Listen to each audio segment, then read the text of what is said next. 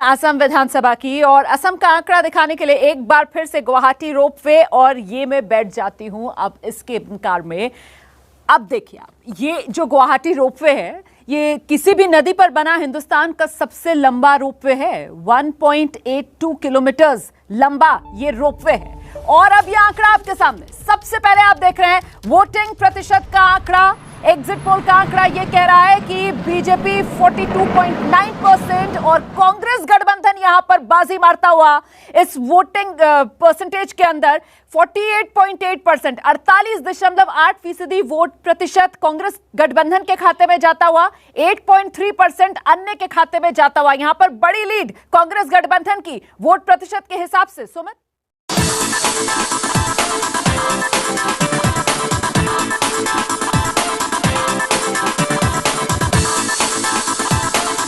A fascinating election in Assam. Many people thought it had become very, very tight. So what is the Axis My India poll for India today showing? First, the vote share.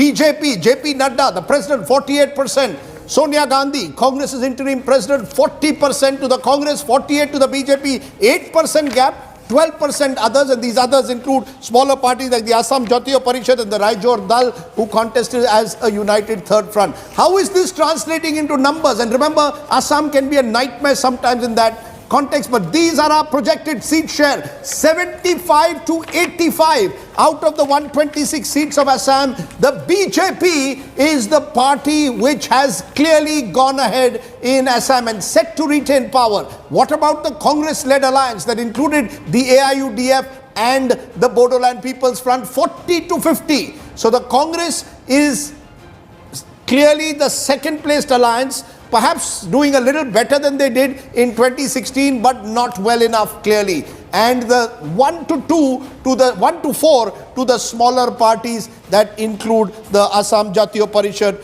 the Raijor Dal and Independent. So clearly, Rahul, the BJP, which won Assam for the first time in 2016, is set to repeat its success. And that is a huge achievement in an age when political parties often find, particularly the BJP, has found it difficult in recent times in states like Jharkhand to repeat their success. Here they are doing it. Against the BJP in Assam is an alliance of the Congress.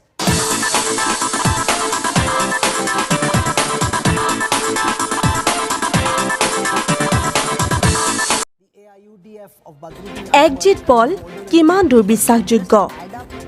পুনৰ exit পল আহিল। টিভিৰ পৰ্দাত আপোনালোকে নিশ্চয় দেখিছে বিভিন্ন সংস্থাসমূহে প্ৰকাশ কৰিছে এক্সিট পল বা কাৰ চৰকাৰ ক'ত হ'ব এনে ধৰণৰ বিশ্লেষণ। যি দলৰ সপক্ষে সমীক্ষা দিয়া হৈছে তেওঁলোকৰ আনন্দৰ সীমা নাইকিয়া হৈছে। আনহাতে বিপক্ষ দলে তেনে এক্সিট পলক কঠোৰ সমালোচনা কৰিছে। এইখিনিতে প্ৰশ্ন হয় যে এক্সিট পল আচলতে কিমান দূৰ বিশ্বাসযোগ্য? সঁচাকৈ এক্সিট পলৰ মতেই সকলো হয়নে? ইয়াৰ উত্তৰত এই কথাই ক'ব পাৰি যে নিশ্চয় সত্য নহয়, কাৰণ ইতিহাস ইয়াৰ সাক্ষী আছে। জীৱনকালত কেতিয়াবা বা কিছু সময়ত কম বেছি পৰিমাণে হ'লেও কিছুমান বাবাজীৰ সংস্পৰ্শলৈ আপোনালোক নিশ্চয়কৈ আহিছে। আপোনাৰ সন্মুখত ৰৈ আপোনাৰ মুখখন চাই কিছুমান কথা কৈ যায়। তাৰে কিছুমান কথা সত্য হয় আৰু কিছুমান অসত্য। আপোনাৰ মুখ দেখিলেই আচলতে ক'ব পৰা যায় যে আপুনি কিমান সুখত আছে নে দুখত আছে, আৰু তেনেদৰে আপোনাৰ সন্মুখৰ ব্যক্তিজনে কৈ দিব পাৰে কিছু কথা। একেই ধাৰণা খাটে এক্সিট পলৰ ক্ষেত্ৰত, কাৰণ অভিজ্ঞতাৰ পৰা দেখা গৈছে যে মাত্ৰ আঙুলি মূৰত লেখিব পৰা কেইটামান এক্সিট পলৰ বাহিৰে প্ৰায় সংখ্যকেই মিছা বুলি প্ৰমাণিত হৈছে। এক্সিট পলৰ সকলোতকৈ ডাঙৰ ভুলটো হৈছিল 2004 চনত। প্ৰায়বোৰ টেলিভিছন চেনেল আৰু সংস্থাই অটল বিহাৰী বাজপেয়ী নেতৃত্বাধীন NDA চৰকাৰে পুনৰ ক্ষমতালৈ আহিব বুলি সমীক্ষা দিছিল, কিন্তু এই এক্সিট পলক মিছা প্ৰমাণিত কৰি UPA চৰকাৰ ক্ষমতালৈ আহিছিল। আনহাতে 2015 চনত দিল্লীত আম আদমি পাৰ্টি পুনৰ ক্ষমতালৈ নাহিব বুলি সমীক্ষা দিয়া হৈছিল, কিন্তু এই সমীক্ষাও মিছা প্ৰমাণিত হৈছিল। একেদৰে অসমৰ ক্ষেত্ৰত তৰুণ গগৈ চৰকাৰ তৃতীয়বাৰৰ বাবে ক্ষমতালৈ আহিল পূৰ্বানুমান মিছা প্ৰমাণিত কৰি। আচলতে এক্সিট পল কৰোঁতে কেইটিমান বিশেষ দৃষ্টিকোণৰ পৰা লক্ষ্য কৰা যায়। প্ৰথম, যিমান পাৰি বেছি চেম্পল সংগ্ৰহ।